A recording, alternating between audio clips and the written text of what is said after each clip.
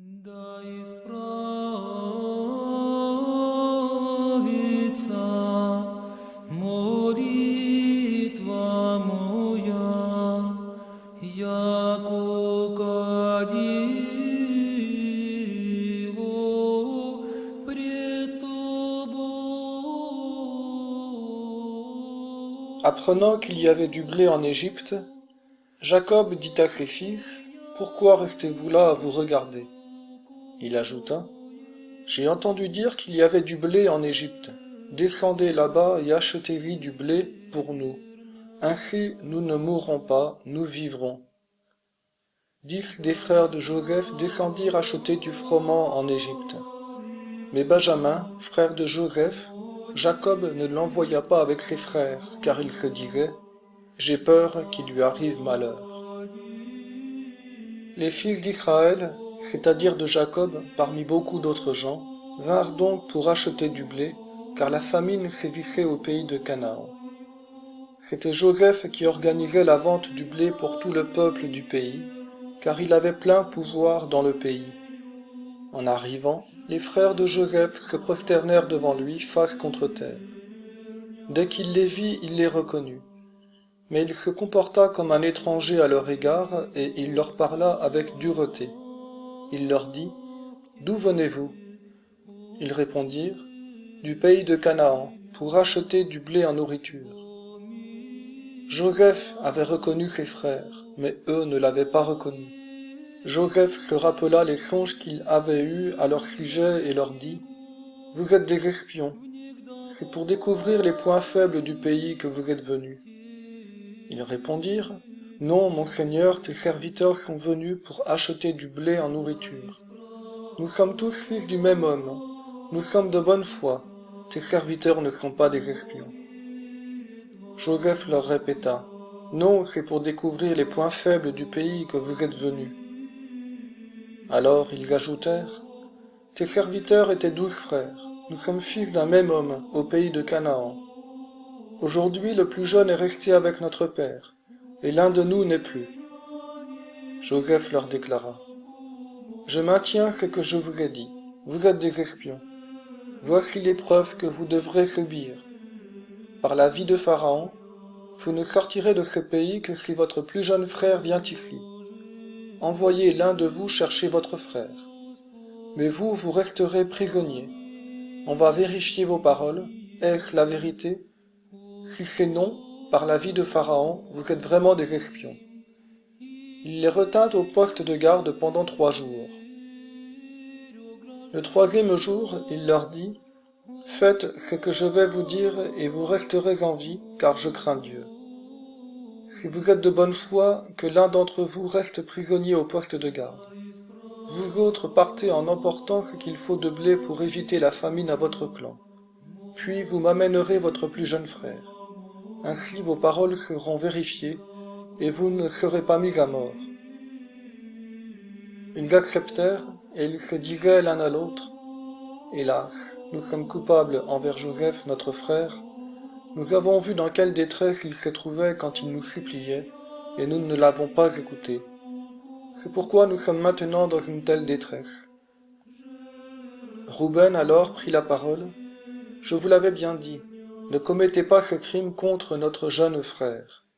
Mais vous ne m'avez pas écouté, et maintenant, il faut répondre de son sang. » Comme il y avait un interprète, ils ne se rendaient pas compte que Joseph les comprenait. Alors, Joseph se retira pour pleurer. Ensuite, il revint près d'eux et leur parla. Parmi eux, il choisit Siméon et le fit enchaîner sous leurs yeux.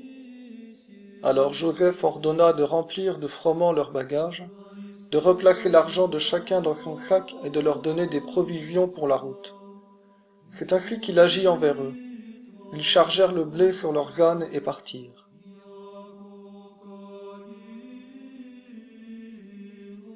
À l'étape, l'un d'eux ouvrit son sac pour donner du fourrage à son âne, et il découvrit son argent. Il était sur le dessus de la besace. Il dit à ses frères, « On m'a rendu mon argent, il est là dans ma besace. » Le cœur leur manqua, ils tressaillirent. Se regardant l'un l'autre, ils dirent, « Qu'est-ce que Dieu nous a fait ?» De retour au pays de Canaan chez Jacob leur père, ils lui rapportèrent tout ce qui leur était arrivé. Ils dirent, « L'homme qui est le maître du pays nous a parlé avec dureté, il nous a pris pour des espions du pays. Nous lui avons dit, « Nous sommes de bonne foi, nous ne sommes pas des espions. Nous étions 12 frères, fils d'un même père. L'un de nous n'est plus, et aujourd'hui le plus jeune est resté avec notre père, au pays de Canaan. » Alors, l'homme qui est le maître du pays nous a dit, « Voici comment je saurai si vous êtes de bonne foi. Laissez avec moi l'un de vos frères, prenez de quoi éviter la famine à votre clan et partez. Puis amenez-moi votre plus jeune frère, pour que je sache que vous n'êtes pas des espions, mais que vous êtes de bonne foi. Je vous rendrai votre autre frère, et vous pourrez aller et venir dans le pays. » Ils se mirent à vider leurs sacs, et voici que chacun trouvait dans son sac la bourse avec son argent. Quand eux-mêmes et leur père virent les bourses avec leur argent, ils eurent peur. Jacob, leur père, dit alors, « Vous me privez de mes enfants. Joseph n'est plus, Siméon n'est plus, et vous voulez me prendre Benjamin. Tout est contre moi. » Rouben dit à son père, « Tu pourras faire mourir mes 2 fils, si je ne te ramène pas Benjamin. Remets-le entre mes mains, et je te le rendrai. » Mais Jacob reprit, « Mon fils ne descendra pas avec vous. Son frère est mort, il ne me reste que lui. S'il lui arrivait malheur sur la route que vous allez prendre, c'est dans la douleur que vous feriez descendre mes cheveux blancs au séjour des morts. »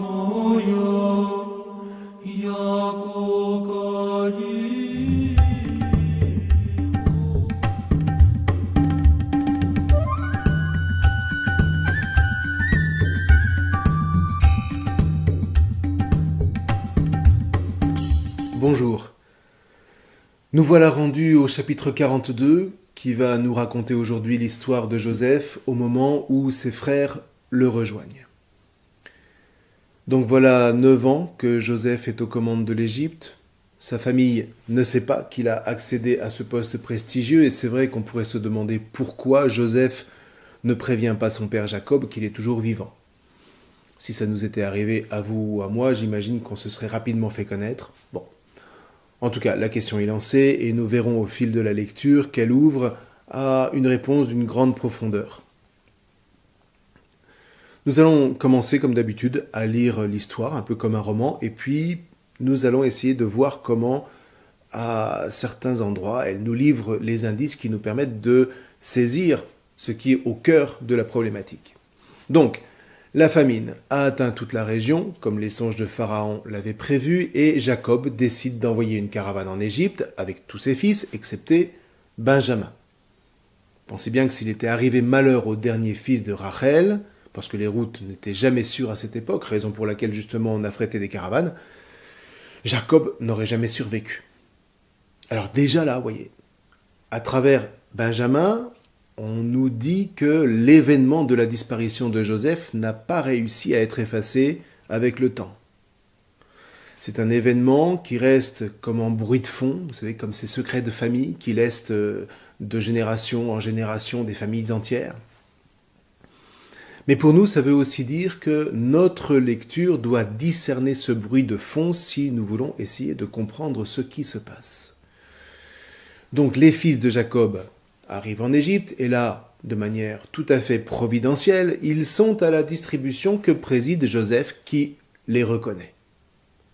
Eux ne le reconnaissent pas, ce qui est normal quand vous ne vous attendez pas à voir quelqu'un, et surtout votre frère en lieu et place du premier personnage d'Égypte alors que vous l'aviez laissé pourrir 20 ans plus tôt dans une citerne avant de le vendre en esclave. Évidemment, quand il se présente, vous êtes à 1000 lieues de vous y attendre, donc vous ne le reconnaissez pas. Ceci dit, c'est vrai que cette rencontre est un petit peu suspecte. Comment la plus haute autorité de l'Égypte après Pharaon peut-elle être présente en lieu et en heure à la distribution qui s'effectue aux nomades, notamment à ceux qui viennent de Canaan et qui se trouvent précisément être ses frères? Alors la Bible ne l'explique pas, mais Voilà, je suis assez d'accord avec le Midrash qui considère que Joseph avait prévu que ses frères descendraient. À ce moment-là, il suffisait que des listes soient établies, à mesure que les étrangers se présentent au comptoir, que ces listes soient supervisées d'une manière ou d'une autre par Joseph, et à ce moment-là, il lui était facile de se rendre là où arriveraient ses frères. Vous voyez, on reste dans les intrigues, on reste dans les scénarios. Et là, chose curieuse, Joseph donc reconnaît ses frères, mais il décide de voiler son identité véritable sous le masque étrange de la cruauté des puissants de ce monde. Et il accuse ses frères d'être des espions. Il leur intime de repartir, évidemment avec des vivres, mais il impose que Siméon, c'est-à-dire le second fils de Léa, après Ruben, reste prisonnier. Et voilà. Lui, Joseph, un fils de Rachel, a été prisonnier en Égypte, eh bien, un fils de Léa subira le même sort, séparé de ses frères. Œil pour œil, dent pour dent. Et s'ils doivent revenir, que ce soit tous ensemble. Ah, voilà. Vous voyez ? En réalité, ce qu'il vise, c'est pas de punir ses frères. C'est de les rassembler. C'est de rassembler la fratrie. Pour l'instant, sans Jacob, parce que il doit rester en dehors de tout ça. Ce qui se passe, c'est une histoire entre frères, et c'est très important, jusqu'à aujourd'hui, vous voyez, Israël, c'est un peuple, certes, mais ce sont précisément d'abord les fils d'Israël, c'est-à-dire les fils de Jacob, ce sont d'abord des frères.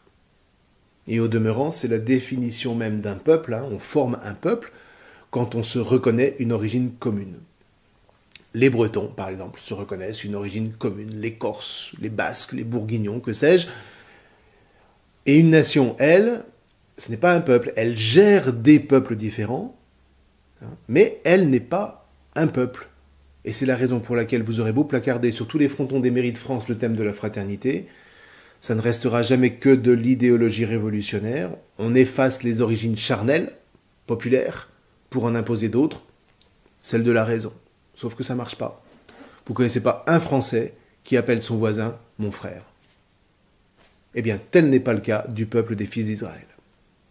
En tout cas, pour en rester à la Bible, les frères ne sont pas dupes. Et tout à coup, l'épisode de la vente de Joseph leur saute à la mémoire.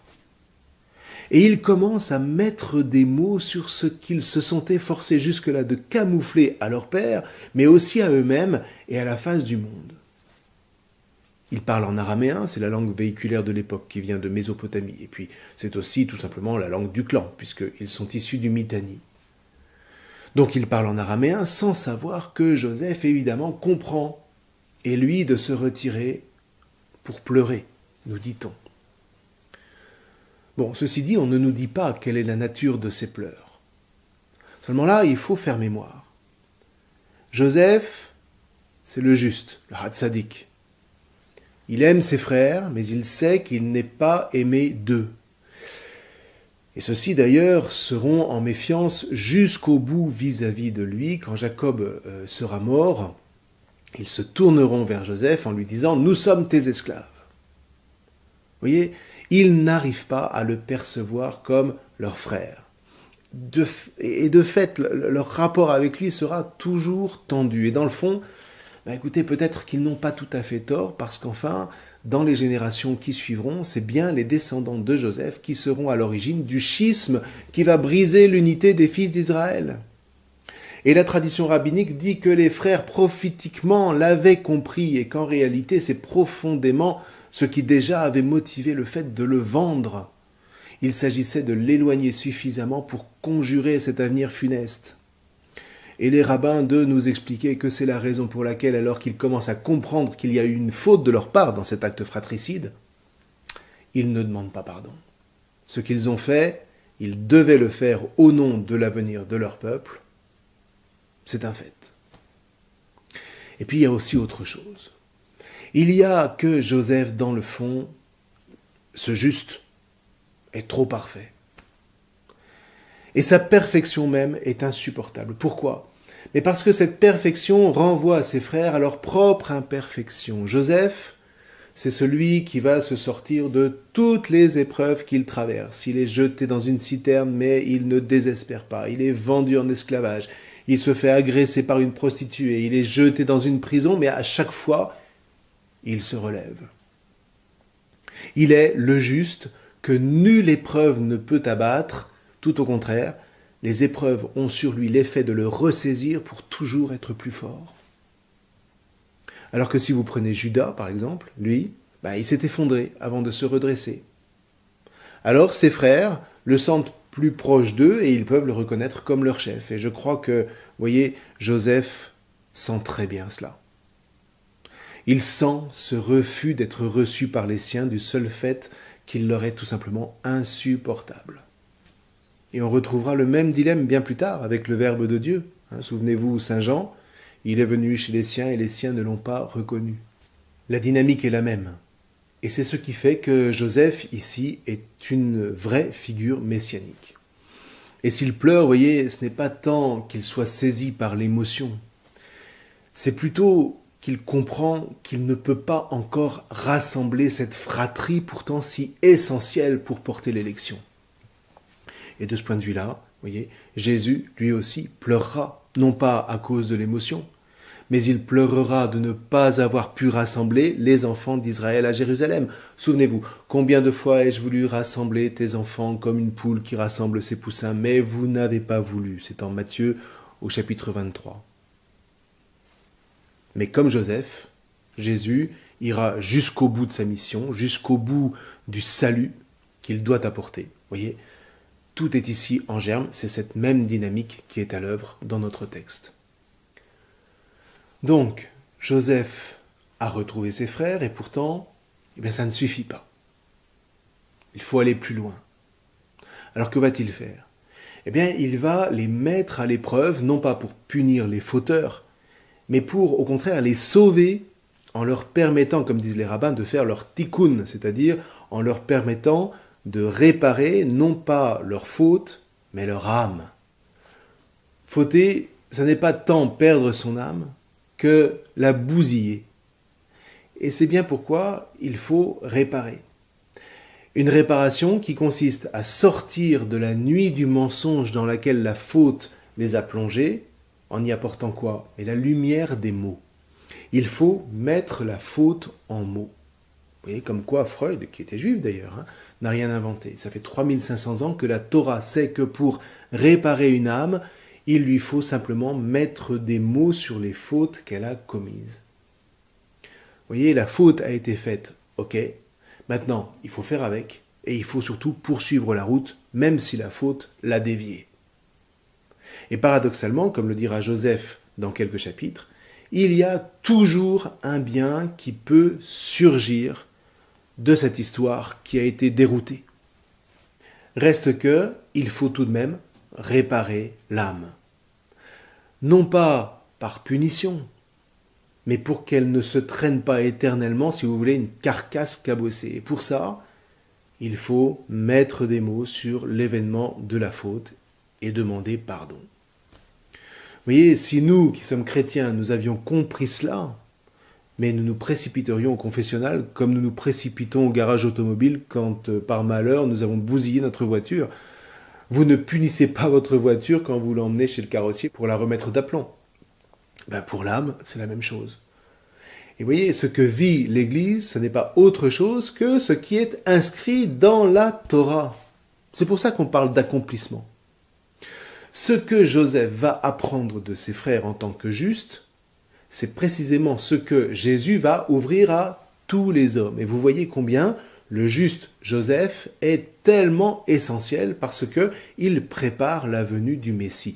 Il n'est pas le Messie viendra d'une autre lignée que de la sienne, puisqu'il sortira de la lignée de Judas, mais il n'empêche, Joseph prépare la venue du Messie en posant des fondements qui, eux, sont absolument éternels.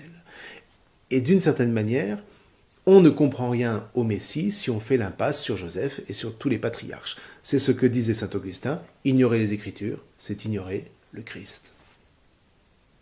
Alors, à nouveau, revenons à l'histoire. Pour l'heure, les frères n'ont pas reconnu Joseph, mais ils perçoivent déjà que ce qu'ils vivent est en lien étroit avec ce qui s'est passé 20 ans plus tôt. Bon, c'est un premier pas, mais il faut en faire d'autres. Alors Joseph les renvoie chez eux, chargés de grains, mais voilà qu'ils glissent l'argent de la transaction dans les sacs. De sorte qu'en arrivant près de Jacob, ils ouvrent les sacs et ils n'y pichent plus rien. Vous voyez, en fait, l'acte généreux de Joseph, à nouveau, les a jetés dans la tension. Et c'est ça qui le rend tellement insupportable. Qu'est-ce que vous voulez? Il est trop parfait. Et on comprend que les frères, quand ils ouvrent les sacs, soient pris par la panique, sans parler de l'injonction d'amener Benjamin en Égypte au prochain voyage. En apprenant ça, mais Jacob hurle à la mort. S'il lui arrive malheur dans le voyage, vous ferez descendre mes cheveux blancs dans l'affliction du Shéol. C'est-à-dire qu'il mourra de chagrin. Vous voyez, ici, les frères en plein la figure.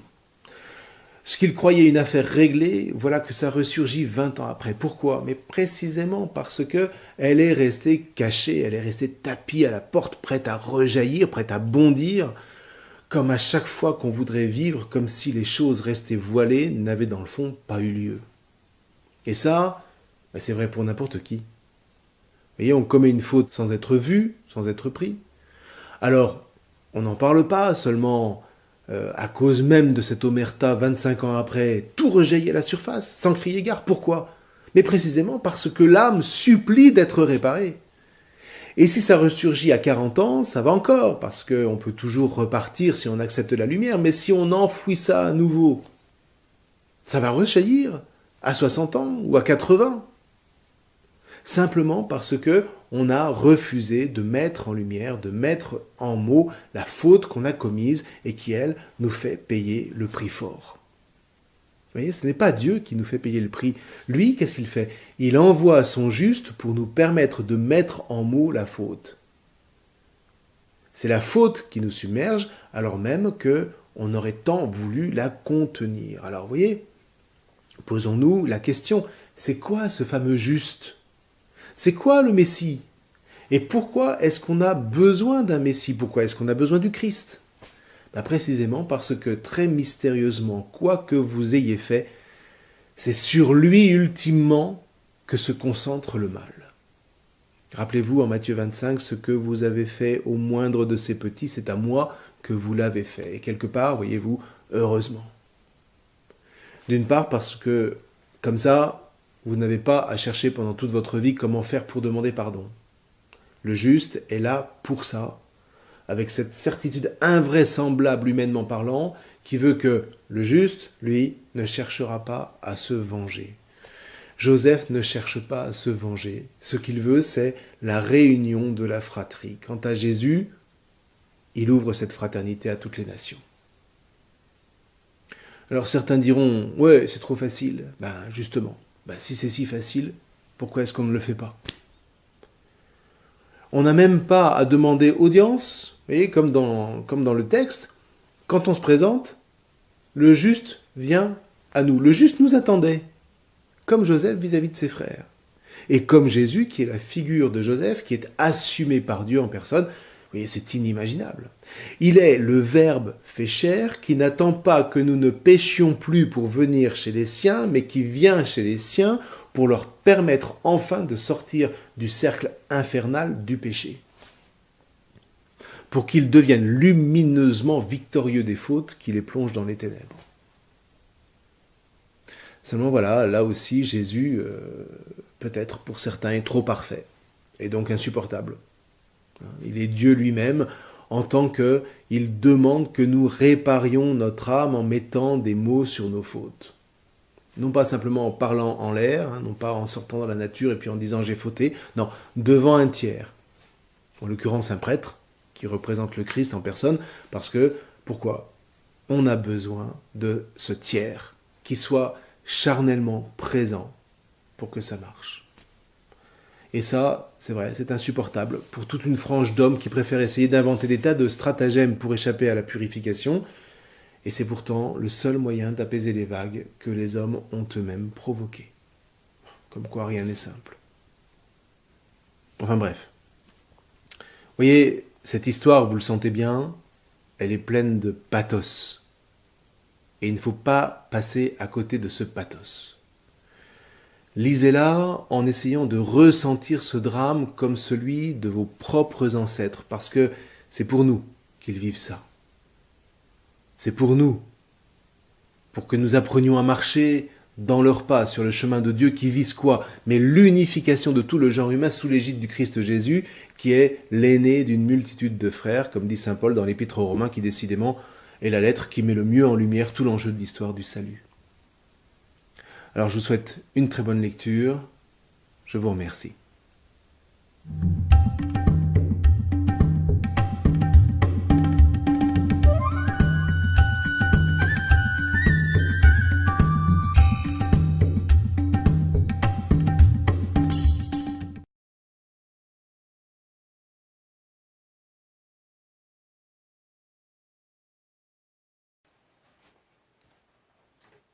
Je pense que vous vous souvenez du patriarche Joseph, qui est décrit dans la Genèse de la Torah, de l'Ancien Testament, de la Bible, comme étant ce personnage qui arrive en Égypte et qui devient le numéro 2 de l'Égypte après avoir expliqué les songes de Pharaon concernant les années de grosses récoltes et les années de disette. Eh bien, ce personnage unique dans la Bible a son équivalent historique en la personne du plus grand scribe et savant de l'Égypte antique, à savoir Amenophis, fils de Apou, qui vécut de 1437 à 1356 avant Jésus-Christ. Ce personnage eut une renommée extraordinaire dans l'Égypte et il accueille chaque visiteur du musée du Caire, du musée d'égyptologie au Caire, qu'il salue à droite, de haut de ses 4 mètres de hauteur. Il décède à l'âge de 81 ans, un âge respectable pour l'époque, après avoir servi le très grand pharaon Amenhotep III, le père du pharaon monothéiste hérétique Akhenaton. Le pharaon Amenhotep III lui dédie un temple mémorial de statue royale situé dans la nécropole de Thèbes, près de la vallée des rois. C'est un acte unique dans l'histoire de l'Égypte que de voir un fonctionnaire honoré de la sorte. Il y a 75 ans, 2 jeunes égyptologues français, Alexandre Varil et Clément Robichon, découvrent les vestiges de ce temple mémorial d'Amenophis, fils de Apou, et publient leurs recherches en 1936. En 1936 et encore actuellement, le nom d'Amenophis, fils de Apou, s'écrit en hiéroglyphe Amenhotep, mais il se prononce Amenophis. Il reconstitue ce temple qui se trouve être un bâtiment d'une longueur de près de 100 mètres et qui est constitué de plusieurs volumes, dont des salles, dans lesquelles on pense que la mémoire du grand scribe et savant Amenophis, fils de Apou, avait été honorée par les prêtres et les clercs de cet ensemble. Ils eurent la chance de trouver dans ces ruines, à cet endroit-là, les restes d'une fresque qui était assez importante, qui avait 3 mètres sur 4 mètres de dimension, et au bas de cette fresque, les restes d'un texte sur un enduit qui a 60 cm sur 30 cm de dimension et sur lequel on peut lire au total 100 hiéroglyphes. Ce texte honore le scribe royal, prince Amenophis, pour l'une de ses grandes inventions, et on peut lire « Nous sommes en l'an 30, le 3e mois de l'été, le 2e jour, le scribe royal Amenophis s'est incliné devant sa majesté, et il va être honoré, comme étant un très grand personnage du royaume. » J'ai pensé faire la comparaison entre le texte de cette fresque et le texte de l'honorification du patriarche Joseph dans la Bible. Voici le résultat. Dans la Bible, Pharaon dit à Joseph « Vois, je te mets à la tête de tout le pays d'Égypte » et il continue. Dans la Genèse, nous allons comparer le texte avec celui de la fresque.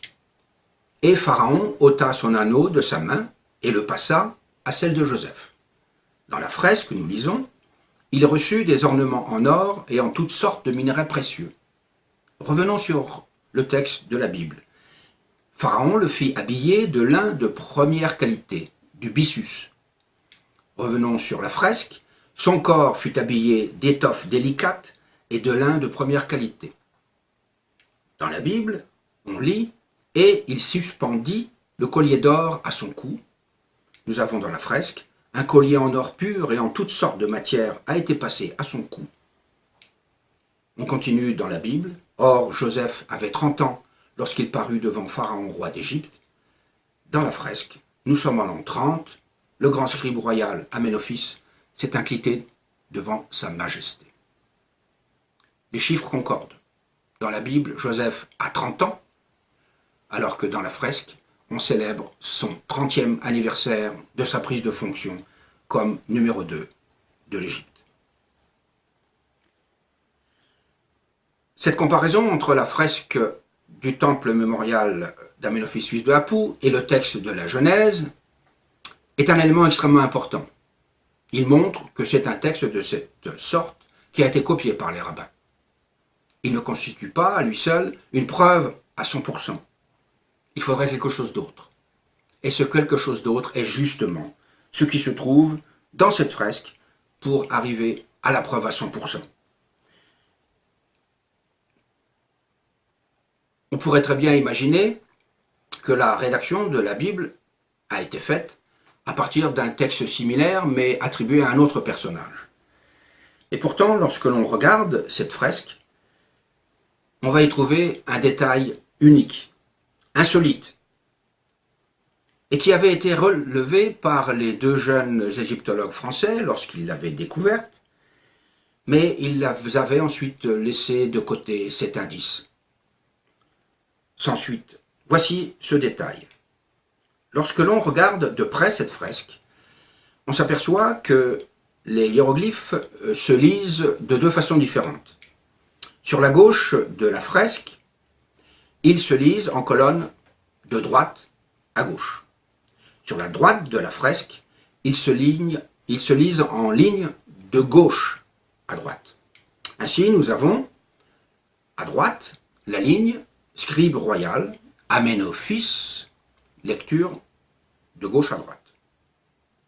À gauche de la fresque, on devrait avoir scribe royal, Aménophis, lecture de droite à gauche. Or, en fait, ce que l'on voit, c'est que le nom d'Aménophis est écrit pour une lecture de gauche à droite, alors que tout le reste du texte est écrit de droite à gauche, c'est-à-dire que le nom d'Aménophis est écrit à l'envers. C'est ce détail qui avait été relevé par Alexandre Varil, le géologue découvreur de cette fresque, mais il n'avait pas tenu compte de ce détail, et c'est ce détail qui va nous apporter la preuve à 100% qui nous manque. En effet, si l'on retourne dans la Genèse, on découvre que Pharaon donne le nom égyptien de Joseph. On lit « Pharaon nomma Joseph Tsaphenat Panéach et lui donna pour femme Asénath, la fille de Potiphéra, le prêtre d'On. » Il donna donc le nom égyptien de Tsaphenas Panéach. C'est un nom qui ne veut rien dire en égyptien, qui ne veut rien dire en hébreu, qui n'a aucune étymologie. Et en fait, je me suis vertué à essayer de voir comment ce nom, écrit en hébreu, pouvait avoir un rapport avec le nom d'Aménophis, fils de Apou. En hébreu, vous savez tous que la lecture se fait de droite à gauche. Nous avons Tsaphenas Panéach. Et en regardant ce nom en hébreu, je me suis dit ce qui se passerait si la lecture se faisait de gauche à droite. De gauche à droite, nous avons Chanap Senofs. L'hébreu contenant essentiellement des consonnes, rajoutons quelques voyelles, et nous obtenons Chanapu Senofs, c'est-à-dire Chanapu Amphitz, soit Aménophis, fils de Apou, lecture à l'envers. Nous avons donc une concordance entre le texte de la Bible, dans lequel le nom d'Aménophis, fils de Apou, de Joseph, est Aménophis, fils de Apou, lu à l'envers, et le nom d'Aménophis dans la fresque, qui est également à l'envers. Cela ne peut pas être une coïncidence, mais cela montre bien que c'est ce texte ou des textes similaires provenant de ce temple mémorial d'Aménophis, fils de Apou, qui a servi de modèle pour la rédaction du texte de la Bible comptant les prouesses du patriarche Joseph. Ceci est très important. Nous avons un document qui est âgé de 3100 à 3400 ans. C'est le plus ancien document copié mot pour mot dans la Bible. Nous savons maintenant que le patriarche Joseph était en réalité Aménophis, fils de Apou. Nous avons donc un document, nous avons donc un personnage historique qui permet de démontrer que certains faits décrits dans la Bible sont basés sur des faits réels historiques. Nous avons donc un point d'ancrage historique à partir duquel nous pouvons reconstituer les différents épisodes de la saga des Hébreux lors de leur séjour en Égypte. C'est ainsi que nous serons capables de mettre en avant un portrait robot de ce qu'était Moïse. Et nous pourrons aussi déterminer la date de l'Exode. D'après notre recherche, l'Exode eut lieu autour de 1060 avant Jésus-Christ, c'est-à-dire 200 ans après la date qui avait été préconisée jusqu'à maintenant par les historiens bibliques, par les archéologues et les égyptologues.